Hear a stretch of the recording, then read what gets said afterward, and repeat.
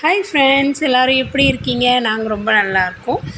நம்ம வீட்டில் இன்றைக்கி வெள்ளிக்கிழமை ரொட்டீன் தான் பார்க்க போகிறீங்க. இப்போ நான் இந்த வாசப்படியில் எல்லாத்தையும் தொடச்சி கிடச்சி கோலம்லாம் மாக்கோலம்லாம் போட்டு பூவெல்லாம் வச்சு பொட்டெல்லாம் வச்சு குங்குமம் இதெல்லாம் வச்சுட்டேன். இந்த வாலில் ஒட்டியிருக்கிறது வந்து ஸ்டிக்கர் தான். இது டைல்ஸான்னு சொல்லி நிறைய பேர் கேட்குறாங்க.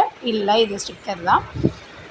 இது வந்து நான் அமேசானில் வந்து 3D ஸ்டிக்கர் சொல்லிவிட்டு வாங்கியிருந்தேன். இந்த பிள்ளையார் நல்லா இருக்காரா அப்படின்னு சொல்லிட்டு கமெண்ட் பண்ணுங்கள். நம்ம வீட்டு நிலவாசப்படியில் பார்த்திங்கன்னா இந்த வெற்றி வேர் மாலை வந்து நான் போட்டு வச்சுருப்பேன். வீடு பார்க்குறதுக்கே அந்த நிலவாசப்படி சூப்பராக இருக்கும். இந்த போர்ட்டிகோவில் நம்ம வந்து வீட்டுக்கு வந்து இப்போ தான் நம்ம இந்த கொசு வலை நெட்டு சொல்கிறாங்க இல்லைங்களா, அது போட்டிருக்கோம். எல்லா டோருக்குமே போட்டிருக்கோம், எல்லா ஜன்னலுக்கும் போட்டிருக்கோம். பசங்கள்லாம் ஸ்கூலுக்கு போன பிறகு வீடு ஃபுல்லாக இந்த மாதிரி தான் அப்படியே களைச்சி போட்டுட்டு போயிருக்காங்க.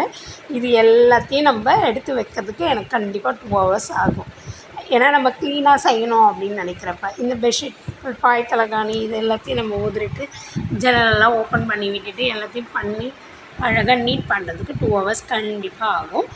நீங்கள் எப்படி கடகட செஞ்சுருவீங்களான்னு சொல்லுங்கள். எனக்கு எப்பவுமே 2 ஹவர்ஸ் கண்டிப்பாக ஆகும்.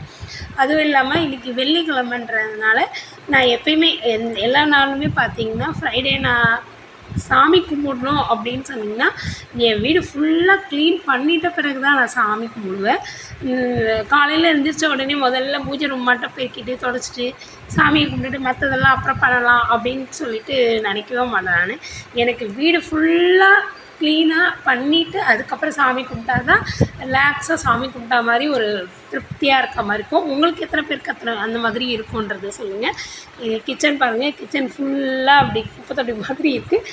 இது எல்லாத்தையும் நம்ம க்ளீனாக எல்லாத்தையும் அந்தந்த பொருளை அந்தந்த இடத்துல எடுத்து வச்சுட்டு சாப்பாடெல்லாம் நான் வேறு பாத்திரத்தில் மாற்றி வச்சுட்டு அதுக்கப்புறமா நான் பாத்திரம்லாம் நிறைய பாத்திரம் இருக்குது. இந்த பாத்திரம் விளக்குறது எல்லாருக்குமே வந்து பிடிக்காத வேலைன்னு சொல்லுவாங்க. ஆனால் எனக்கு இருக்கிறதுலே ரொம்ப பிடிச்ச வேலை பாத்திரம் விளக்குறது தான். எனக்கு துணி துவைக்கிற வேலை தான் ரொம்ப பிடிக்காது. அதனால் என்ன பண்ணுவேன், இந்த பாத்திரத்தை எல்லாத்தையும் மொத்த பாத்திரத்தையும் அவங்க எல்லாம் ஸ்கூலுக்கு போயிட்ட பிறகு எல்லா வேலையும் முடிச்சுட்டு எல்லா பாத்திரத்தையும் ஒரே டைமாக போட்டுருவேன். இந்த 4 பாத்திரம் விளக்குறேன்னா எனக்கு விளக்குன மாதிரியே தெரிய மாட்டேங்குது. அதனால் நான் என்ன பண்ணுவேன், எல்லா பாத்திரத்தையும் போட்டுட்டு எனக்கு பிடிச்சா மாதிரி ஏதாவது ஒரு ஸ்டோரியோ இல்லை ஏதோ ஒன்று யூடியூப்பில் வச்சுக்கிட்டு அதை கேட்டுக்கிட்டே நான் பாத்திரம் விளக்குறப்ப எனக்கு கடன்னு நான் வேலை செஞ்ச மாதிரி இருக்கும். எனக்கு ஒரு ரிலாக்ஸாக இருக்க மாதிரி இருக்கும். சப்போஸ் அது இல்லைன்னா யாருக்காவது ஃபோன் பண்ணி அவங்கக்கிட்ட பேசிக்கிட்டே நான் பாத்திரம் விளக்கி முடிச்சிடுவேன். நிறைய பேர் இந்த மாதிரி தான் பண்ணுவீங்களா? எத்தனை பேர் இந்த மாதிரி பண்ணுவீங்கன்றதை கமெண்டில் சொல்லுங்கள். நான் ஆனால் மோஸ்ட்லி இப்படி தான் பண்ணுவேன். ஏதோ ஒரு வீடியோ வச்சு விட்டுட்டு அந்த வீடியோவை பார்த்துக்கிட்டேன்றதை விட நான் கேட்டுக்கிட்டே பாத்திரத்தை விளக்கிடுவேன். அது விளக்கும் போது நமக்கு வேலை செஞ்சதே தெரியாது. அப்படியே கிச்சன் பார்க்குறதுக்கு பளபளன்னு ஆகிடும். இப்போ பாருங்கள், என்னுடைய கிச்சன் ஃபுல்லாக இந்த மாதிரி எப்படி குப்பை தொட்டி மாதிரி இருக்குது. இதை எல்லாத்தையும் நான் அழகாக நீட் பண்ணி வச்சு இப்போ பாருங்கள் என்னுடைய கிச்சன் என்னடாப்பா டக்குன்னு உடனே வெள்ளை க்ளீன் ஆகிடுச்சு அனுப்புன்னு நினைக்காதீங்க. இது செய்கிறதுக்கு எனக்கு எப்படியும் ஒரு 1/2 ஹவர்னாச்சும் ஆகிருக்கும். நானே வீடியோ எடுத்துக்கிட்டே நான் செய்கிறனால என்னால் வீடியோ கரெக்டாக எடுக்க முடியல. அதனால் நான் பாத்திரம் கழுவுறதுக்கு முன்னாடி எப்படி இருந்தது, எல்லா வேலையும் முடிச்சிட்ட பிறகு எப்படி இருக்குன்றதை உங்கள்கிட்ட காமிக்கிறேன். கூடிய சீக்கிரத்தில் நான் பாத்திரம் விளக்குறது எல்லாத்தையுமே உங்களுக்கு அப்லோட் பண்ணி காமிக்கிறேன் எப்படி செய்வேன்றதை. இப்போ பாருங்கள், என்னுடைய கிச்சன் ஃபுல்லாக க்ளீனாக ஆகிடுச்சுங்களா. கிச்சன் வேலையும் ஃபுல்லாக க்ளீன் பண்ணிவிட்டேன், பெட்ரூம் க்ளீன் பண்ணிவிட்டேன், வெளியில் போர்ட்டிகோ இருக்குங்களா அதையும் ஃபுல்லாக க்ளீன் பண்ணியாச்சு. இப்போதைக்கு எங்கள் வீடு ஃபுல்லாக நீட்டாக க்ளீன் ஆகிடுச்சு. இன்னும் நம்ம வந்து துணி மடிக்கிற வேலை மட்டும்தான் இருக்குது. அந்த துணியும் மடித்து வச்சுட்டேன்னா அதுக்கப்புறமா நான் போய்ட்டு பொறுமையாக சாமி கும்பிடுவேன். உங்களுக்கு இந்த கிச்சன் டூர் வேணும்னா சொல்லுங்கள். கிச்சனில் எந்த பொருள் எந்தெந்த இடத்துல வச்சுருக்கேன்றதை நான் உங்களுக்கு சொல்கிறேன். டெய்லியுமே நம்ம இவ்வளோ பாத்திரம் சேர்ந்தது நம்ம பாத்திரம் தேய்ச்சி வச்சிடும். இது ஈவினிங் வந்து நான் எல்லாத்தையும் அந்தந்த இடத்துல எடுத்து அடுக்கி வச்சுட்டேன்னா அழகாக நீட்டாக ஆகிடும். பாருங்கள், இப்போ கிச்சன் அப்படியே சூப்பராக ஆகிடுச்சிங்களா. அவங்களுக்கு வந்து ஃபுல் கிச்சன் டூர் வேணும்னா கமெண்ட் பண்ணுங்கள். கண்டிப்பாக நான் உங்களுக்கு கிச்சன் டூர் போடுறேன். இல்லை உங்களுக்கு எந்த மாதிரி வீடியோஸ் வேணுன்றது சொல்லுங்கள். இப்போ நான் பூ எடுத்து வெளில வச்சுருக்கேன். சாமிக்கு பூவை மட்டும் மாற்றிட்டு நம்ம சாமி கும்பிட்ற வேலை மட்டும்தான் இருக்குது. அதுக்குள்ளார நம்ம கடகடன்னு போயிட்டு துணியை மடித்து வச்சுட்டு துணி இருக்குது. நம்ம துணி வந்து அப்புறம் மடிச்சுக்கலாம், சாமி கும்பிட்டுட்ட பிறகு மடிச்சுக்கலாம் அப்படின்னு நினச்சோம்னா நம்ம மடிக்கவே மாட்டோம்.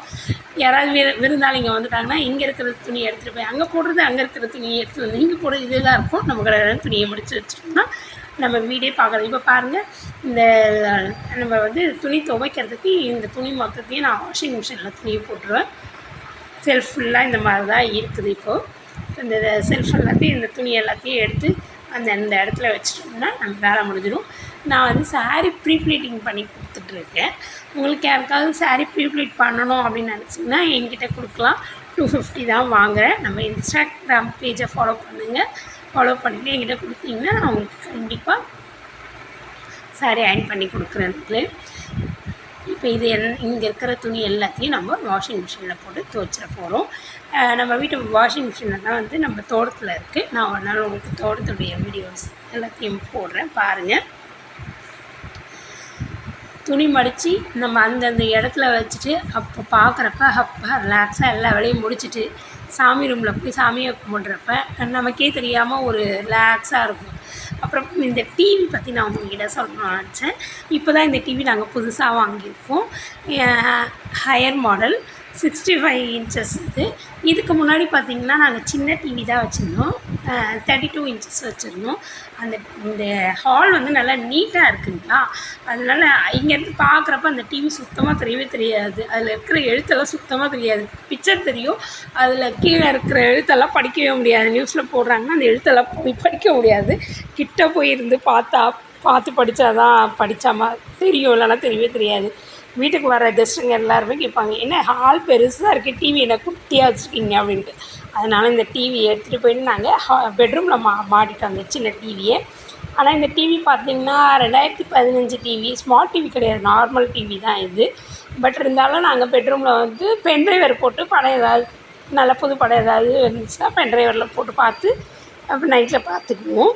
நம்ம வீட்டில் வந்து ஒய்ஃபை கனெக்ஷன் இன்னும் நாங்கள் கொடுக்கல. ஃபோனில் இருந்து தான் நம்ம கனெக்ட் பண்ணி பார்த்துட்ருக்கோம். இது வரைக்கும் இப்படி தான் பார்த்துட்ருக்கோங்க. இந்த பாருங்கள், எங்கள் வீடே ஃபுல்லாக எல்லாமே க்ளீன் பண்ணியாச்சு. பசங்கக்கிட்ட டெய்லியும் சொல்லுவோம், இந்த எடுக்கிற பொருள் எடுத்த இடத்துல வைங்கன்னு சொல்லிட்டு. ஆனால் என் பசங்க கேட்கவே மாட்டேங்குதுங்க. அதுங்க அந்தந்த இடத்துல போட்டுட்டு போயிட்டே இருக்கிறாங்க. நமக்கு என்ன அப்படின்னு சொல்லிட்டு திரும்பவும் நம்ம சொல்லி பார்த்துட்டு திரும்பவும் நம்மளே தான் எடுத்து வைக்க வேண்டியதாக இருக்குது. துணி மடித்து வைக்கிறதுலேருந்து நம்ம வீட்டில் தேவையான துணி மடித்து வைக்கிறதுலேருந்து எல்லா வேலையும் நம்ம தான் செஞ்சாகணும். வேறு ஆப்ஷன் கிடையாது. இதெல்லாம் செஞ்சு வைக்கலன்னா வீடாகவே இருக்காது. என்ன பண்ணுறது, செய்ய முடியலனாலும் நம்ம தான் செஞ்சாகணும். அதெல்லாம் செஞ்சு வச்சா தான் க்ளீனாக இருக்கும். நானும் ஃப்ரெஷ்ஷப் ஆகிட்டேன். இந்த துணியெல்லாம் மடித்து வச்சுட்டு நான் சாமியை கும்பிட்டுட்டேன்னா என்னுடைய வேலை எல்லாமே முடிஞ்சிடும். உங்களுக்கு எப்படி வேலை?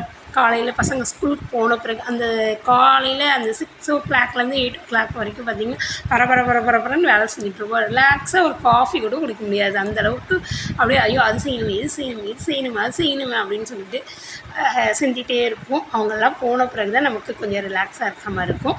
இப்போ எல்லா துணியும் நான் மடித்து வச்சுட்டேன். இப்போ பூஜை ரூமுக்கு போயிட்டு ரிலாக்ஸாக சாமியை கும்பிட்டேன்னா அப்பா என்னுடைய சாமி கும்பிட்டு முடித்தேன்னா வேலை முடிஞ்சு போச்சு. தேங்க்யூ.